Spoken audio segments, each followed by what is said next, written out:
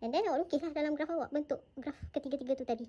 So yang ni adalah bahagian 1, bahagian straight line ni adalah bahagian 2, and then bahagian melengkung macam ni adalah bahagian ketiga. Untuk label masa ikut graf asal, tapi untuk label S ni awak kena kira lah area under the graph untuk setiap kawasan. So contoh, kalau awak kira AUG kat sini, awak akan dapat 60.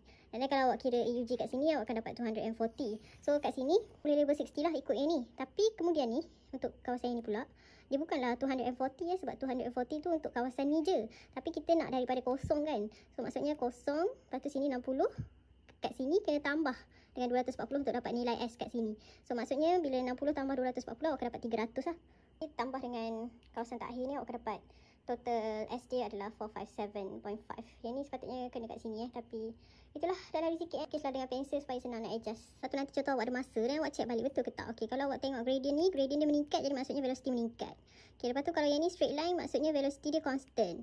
Okey, kalau yang ni kalau kira gradient dia menurun jadi velocity menurun. So samalah dengan graf VT kita. Logik lah. Okey, lepas tu essay soalan minta cari acceleration time graph. AT graph ni boleh dapat 3 pattern je. Pattern yang pertama adalah awak dapat graf AT yang A dia positif. Kedua, awak boleh dapat graf AT di mana nilai A dia negatif. And then yang ketiga, awak boleh dapat graf AT di mana A dia kosong. So garisan A tu akan duduk kat sini. A kosong. So ni je 3 jenis AT graf yang awak boleh dapat. Jadi kalau awak dapat graf lain daripada bentuk macam ni, maksudnya awak ada salah buat lah tu. Kalau saya kena lukis AT graf untuk soalan ni, saya kena dapatkan acceleration daripada gradient dia.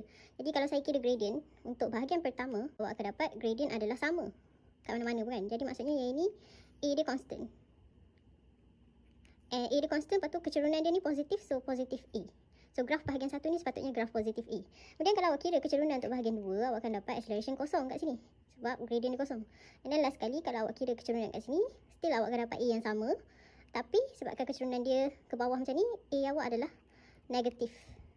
Okay, so positif A is equal to 0, negatif A. Lukis dalam bentuk graf.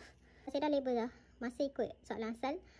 Untuk acceleration, saya malas nak kira. So, saya label je acceleration yang akan dapat daripada graf ni sebagai positif A dengan negatif A. Tapi awak sebenarnya boleh kira lah nilai acceleration tu V equal to U plus AT ataupun daripada gradient. So, untuk graf pertama, awak akan dapat positif A sebab velocity meningkat. So, A awak kat sini.